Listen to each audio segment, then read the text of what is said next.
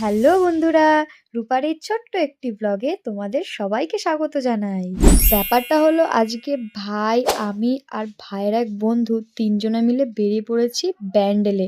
ব্যান্ডেলে যাওয়ার কথা মানে কি ভাবছো? ব্যান্ডেল চার্চ? না না, ব্যান্ডেলে আরো অনেক সুন্দর সুন্দর জায়গা আছে। তো সেরকমই একটা জায়গায় চলে এসেছি। দেখো, এটা হচ্ছে লাহিড়ী বাবার আশ্রম। আর এখানে জানো তো কি বলা হয়, এখানে নাকি শিব ঠাকুর জলের নিচে রয়েছে। আর এখানে কিন্তু একটা নিয়ম আছে, যেটা মাথায় ঘোমটা দিয়ে মেয়েদেরকে মন্দিরে প্রবেশ করতে হবে।